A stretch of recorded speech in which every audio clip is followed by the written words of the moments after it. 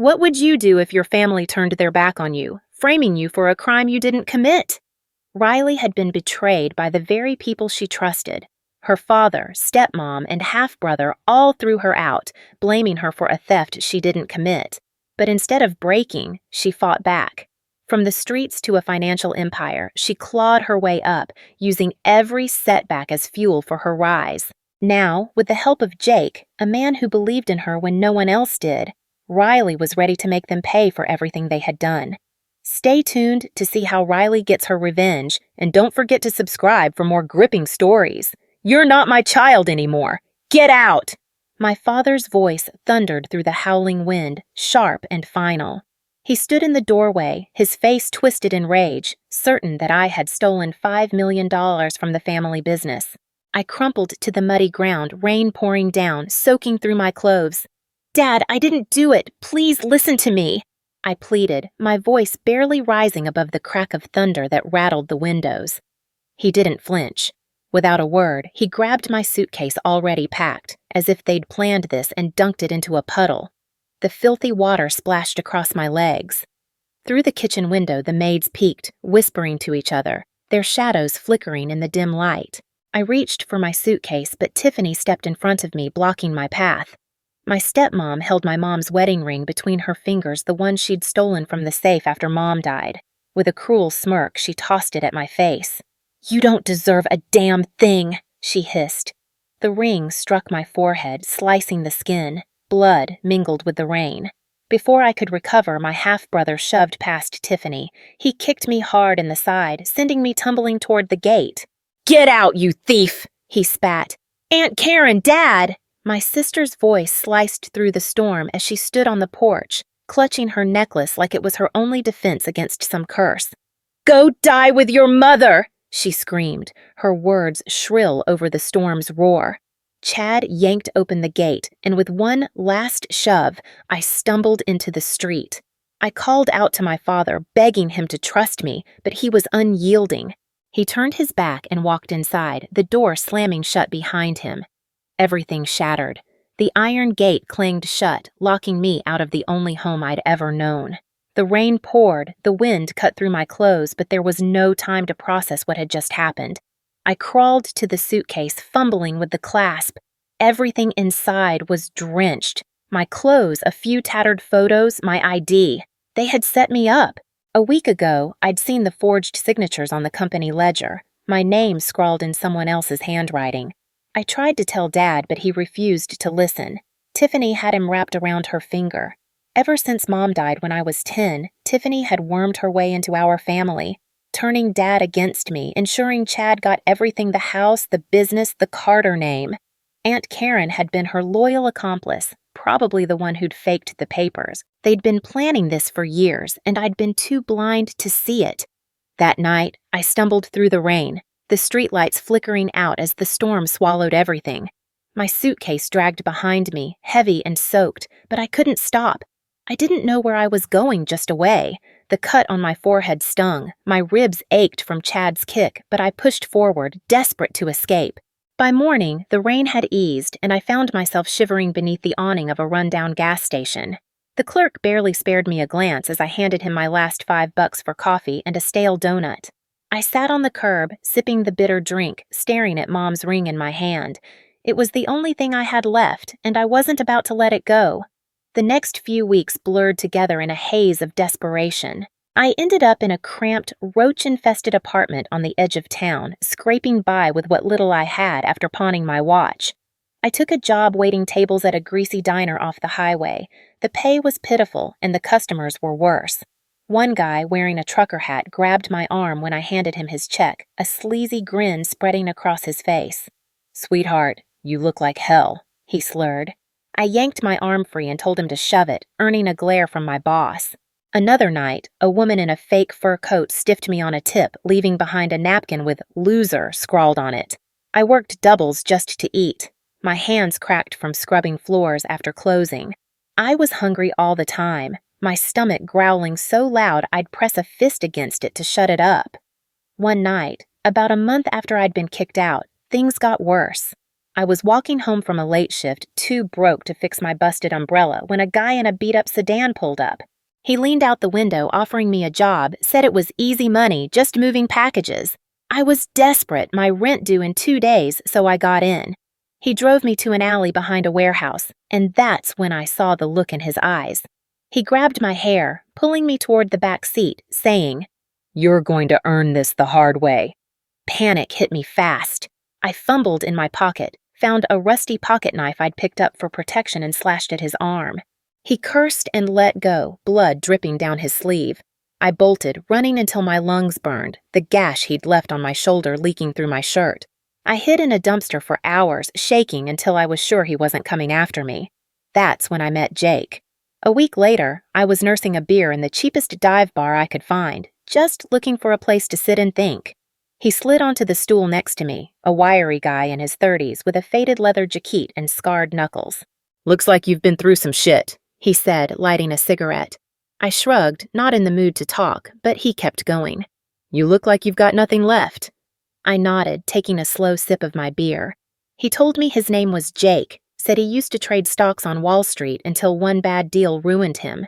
Now he was starting over, picking winners in the market, and I was the first person he'd seen who might be worth teaming up with. "If you want to survive, you've got to beat the bastards who think they're better than you," he said, exhaling smoke. "I can show you how." At first, I didn't believe him, but I had nothing left to lose. So I told him my story, how my father threw me out, how he turned his back on me, how they framed me. We both wanted the same thing, to rise again and make the people who underestimated us pay. We shook hands. And just like that, the game began. Jake started teaching me the game. We'd meet at a library downtown using the free computers. He showed me how to read stock charts, spot patterns, and bet on companies nobody else saw coming. I soaked it up, staying late after my shifts, my eyes blurry from staring at numbers.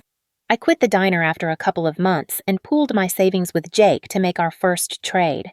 We bought into a small tech firm on the verge of collapse. It was a gamble, and I nearly walked away when the stock dipped hard. Jake grabbed my arm, his voice steady. "Hold on, we've got this." He was right. 2 weeks later, the company landed a contract and the stock shot up. We cashed out with enough to cover rent and then some. It was the first time I'd smiled in months. From there, we kept going. I got smarter, bolder. Jake and I moved into a cheap office space, just a desk and 2 laptops, tracking markets day and night. We hit a rough patch a year later and lost half our money on a bad call. I wanted to quit, but Jake wouldn't let me. "You're not a quitter, Riley. You're a fighter," he said, slamming a coffee down in front of me. We doubled down, sinking everything into a failing energy company. I found a loophole in their debt filings, pitched it to a buyer Jake knew, and we flipped it for triple what we paid. That win put us on the map. Over the next few years, we built something real, a financial firm with my name on it.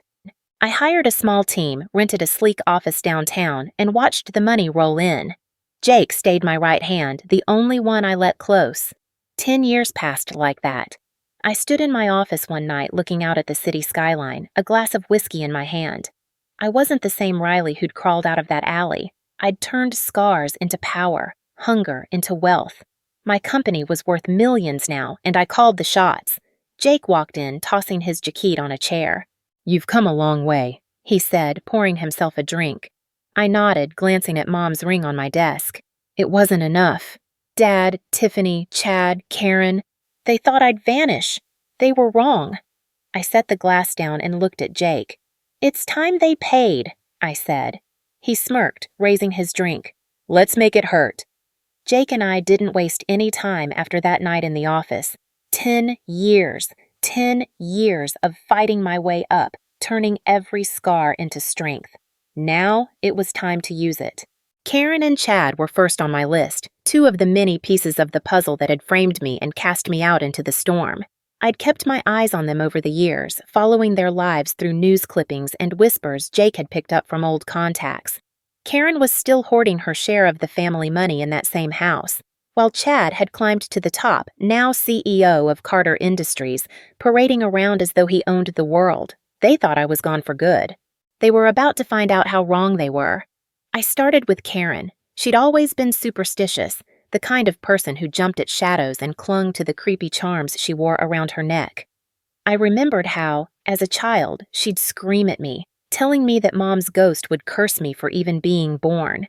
Now, I was going to turn that fear into her own downfall. I dug up copies of the fake ledger pages she'd used to frame me. Jake had a guy who could dig up anything from old records, and I started sending her pieces of those ledgers in the mail. Each envelope contained a scrap of paper with my forged signature and a note in red ink. "Your blood will pay." She wouldn't know it was me not yet. Then I hired a lowlife, one of Jake's old contacts, to call her house at midnight. He'd whisper into the phone, "Can you hear Riley's mom yet?" and hang up. Jake told me Karen stopped leaving her house after a week, her curtains drawn tight, muttering about shadows in her mirrors. Things escalated when Karen, in a panic, called a psychic. She'd always trusted those charlatans, thinking they could ward off whatever she feared. What she didn't know was that the man she hired worked for me. I'd paid him double to play along. He showed up at her house, burning sage and chanting nonsense, telling her she was cursed by a vengeful spirit tied to the Carter name. He convinced her the only way to break the curse was to hand over her savings, claiming the money was tainted. She handed over everything, bank accounts, assets, all of it, straight into a shell company I'd set up.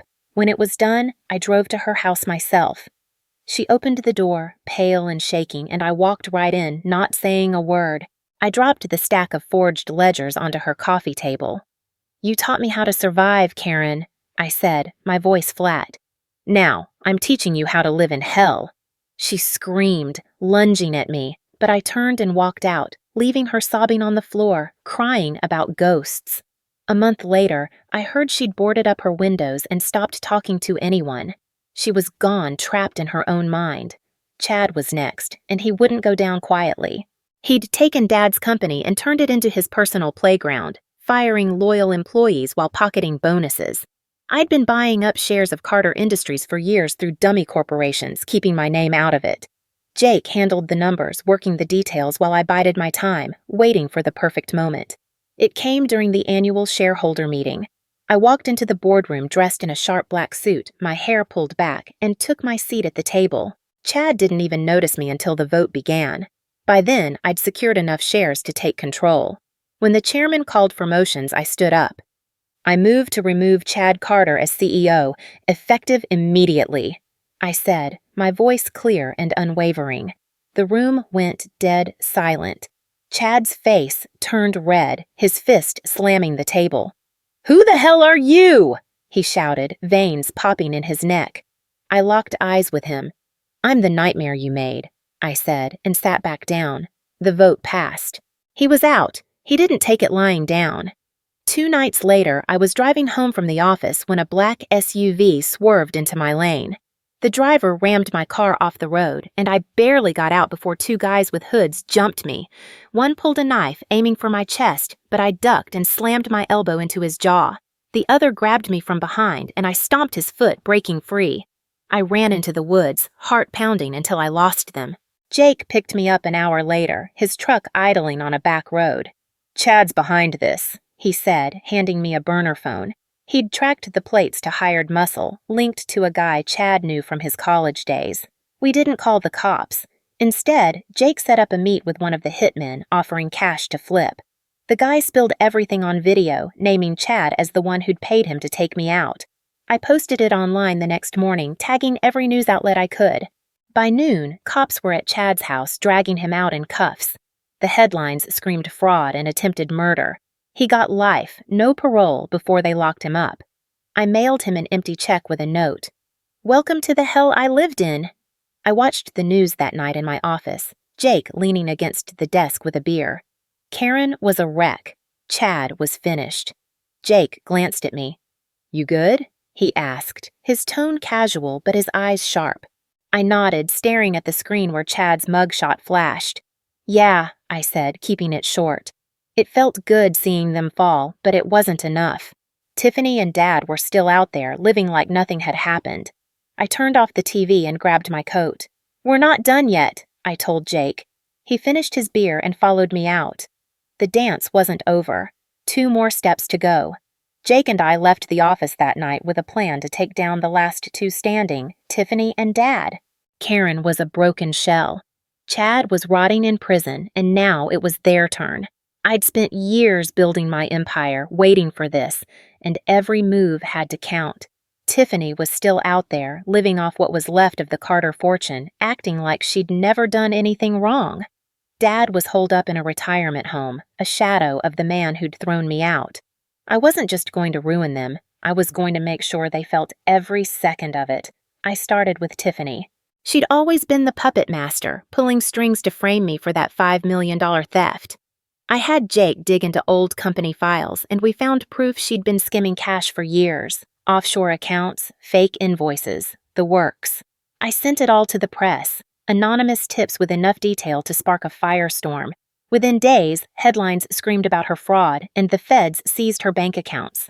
Her fancy house went up for auction, and her so-called friends ditched her fast. I thought that'd be it, but Tiffany wasn't done.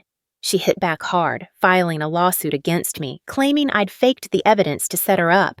Her lawyers were good, too good. They got a judge to issue a warrant, and next thing I knew, cops were cuffing me outside my office, holding me in for questioning. Jake yelled after me, "Hang on, we'll fix this." As they shoved me into a squad car, it got worse. Tiffany had connections inside the jail. She paid off a couple of inmates to mess with me while I was locked up awaiting trial. The first night, two women cornered me in the cell block, one pinning my arms while the other swung a fist into my stomach. "This is from your stepmom," she hissed, landing another punch on my jaw. I fought back, kicking one of them in the knee and slamming my elbow into the other's nose. But they kept coming, relentless. By the time the guards broke it up, I was bruised and bleeding, my lips split open. I spent 3 weeks in that hellhole, constantly dodging attacks, always sleeping with one eye open. On the outside, Jake worked tirelessly, calling in every favor he had. He tracked down an old recording from a party years ago. Tiffany, drunk off champagne, bragging to a friend about how she'd rigged the books to get rid of me. Jake handed it over to my lawyer and we played it in court. The judge's face went as cold as stone as Tiffany's voice crackled through the speakers. The case flipped. The charges against me were dropped and Tiffany was slapped with 20 years for fraud and conspiracy. I walked out of jail a free woman, my name finally cleared. A week later, I visited her in prison. She sat across from me, clad in an orange jumpsuit, her hair a mess, her eyes burning with the kind of hatred that said she still thought she could win. I reached into my pocket and pulled out her wedding ring, the one she'd worn with Dad. I'd bought it back from the auction just for this moment. "You said I didn't deserve anything," I told her, tossing the ring in her face. It bounced off her cheek, clattering to the floor. "You lost, Tiffany. I have everything you ever wanted." She lunged at the glass that separated us, screaming, "You'll burn for this, you little bitch!" I turned on my heel and walked out, her curses ringing in my ears. The guard at the gate nodded as I passed, and I couldn't help but smirk. She'd rot in that cell, powerless, just like I'd planned. Dad was lost. After the company tanked, he moved into a cheap assisted living place, too broke to keep the old house. I found him sitting in a faded armchair, staring at a TV that wasn't even on. He looked up when I walked in, his hands trembling as he tried to stand. "Riley," he croaked, his voice weak. "I messed up, kid. I'm sorry." I didn't move, just stood there with my arms crossed. "You chose them over me," I said, keeping my tone even. "Where are they now, Dad?" He sank back into the chair, tears welling in his eyes. I pulled an old family photo from my bag, one of me, him, and Mom before everything went wrong, and ripped it in half right in front of him. He flinched like I'd slapped him, but I wasn't done. Then, as I rummaged through the drawer by his bed, I found something I wasn't expecting. Tucked between old papers was a letter yellowed and creased dated a week after that stormy night. It was in his handwriting, addressed to me. "Riley, I shouldn't have believed her. I was wrong. Come home."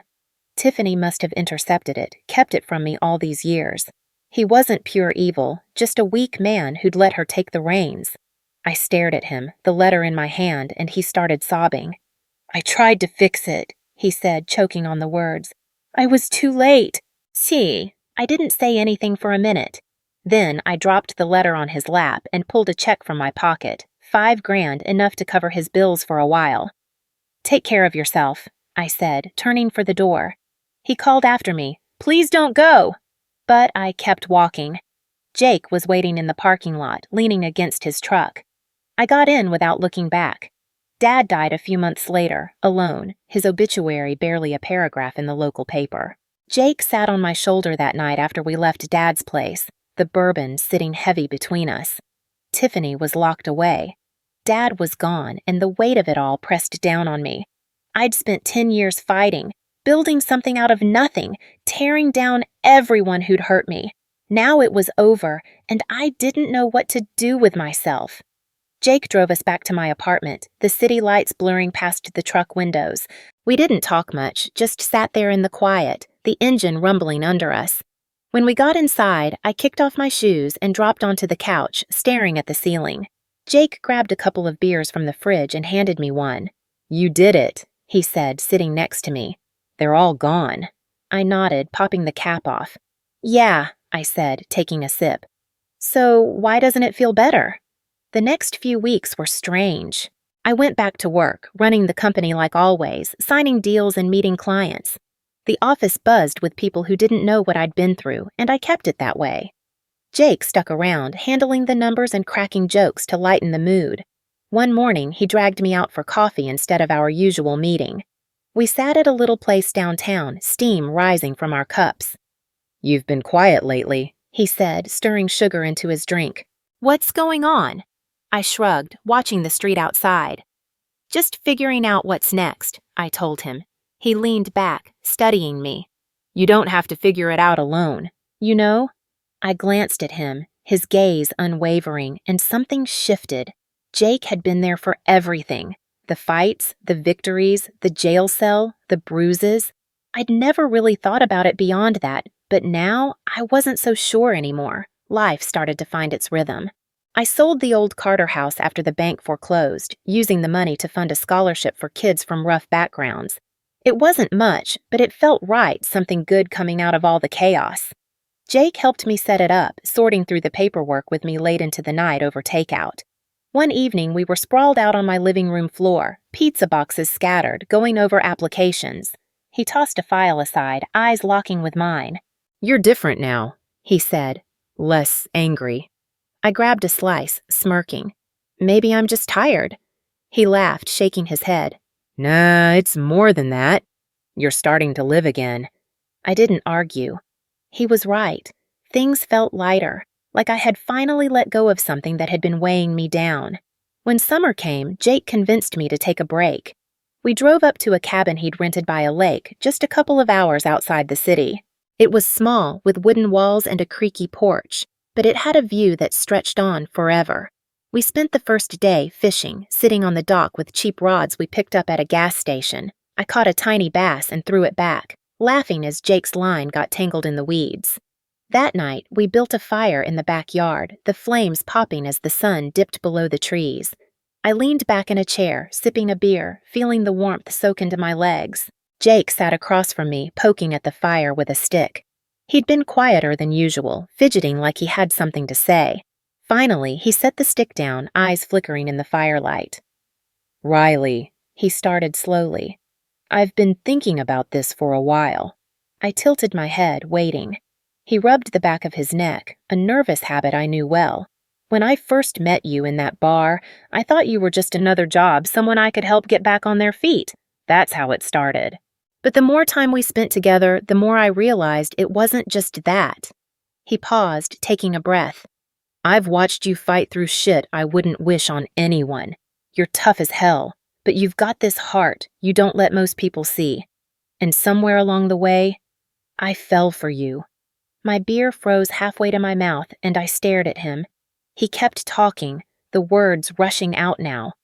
I thought it was just me being stupid, getting caught up in the work, but it's not. I love you, Riley. I want to stick with you for real, for good, if you'll have me. I set the bottle down, my hands suddenly still on my knees. Jake loved me. After all these years, the guy who had pulled me out of alleys and jail cells, the one who bet on me when I had nothing, was sitting here, laying it all on the line. I didn't know how to respond at first. I'd spent so long running on anger, keeping everyone at arm's length, that this caught me completely off guard. But then, as I really thought about it, I realized Jake wasn't like Dad or Tiffany or Chad.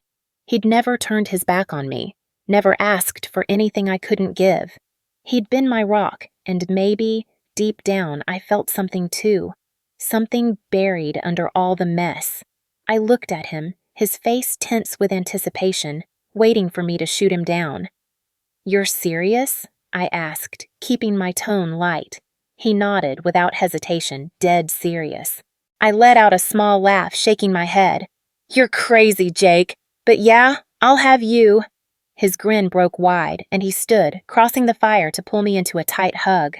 I wrapped my arms around him, feeling the warmth of his embrace, and for the first time in forever, something warm settled in my chest. We sat back down, closer now, the fire crackling between us. He reached for my hand, intertwining his fingers with mine. "So, what's the plan?" he asked. "We've got the whole weekend." I squeezed his hand, looking out at the lake. "Let's just stay like this for a while," I said. "No fighting, no plans, just us." He nodded, leaning back with me, and we watched as the stars emerged one by one.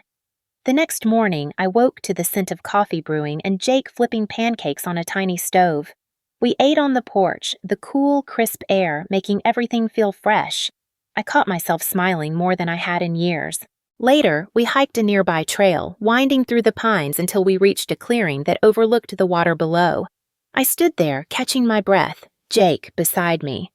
"This is it," I murmured, more to myself than to him. "What I've been missing."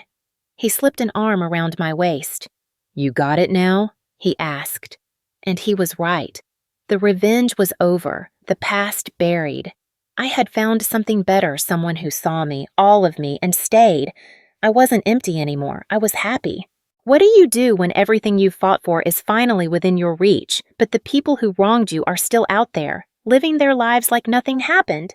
Do you take the victory and move on, or do you make them feel every second of the pain they caused? Riley spent years fighting for her place in the world. She fought against her own family, her father's betrayal, and the lies Tiffany and Chad spun to steal everything from her, but instead of crumbling, she rose. With the help of Jake, she turned her scars into strength and her hunger into wealth. Her vengeance was sweet, starting with Karen, then Chad, dismantling their lives piece by piece until they had nothing left. But through it all, Riley was still left with a burning question. Was it worth it? The real victory wasn't just in taking down the people who had destroyed her, it was in realizing who she had become along the way. She had built an empire, yes, but she had also learned to trust again, to let someone in. Jake had stood by her through it all, and in the end, it was his unwavering support that helped her find peace. But the best part? Riley finally saw her worth. She wasn't just the daughter they had tried to erase or the pawn in their schemes. She was a fighter, a survivor, and now she was free. So, what do you think? Was Riley's quest for revenge worth it, or did she lose something along the way? Have you ever had to fight for your own happiness, even when others tried to tear you down? Let's talk about it in the comments. And if you enjoyed this story, don't forget to like, subscribe, and stay tuned for more.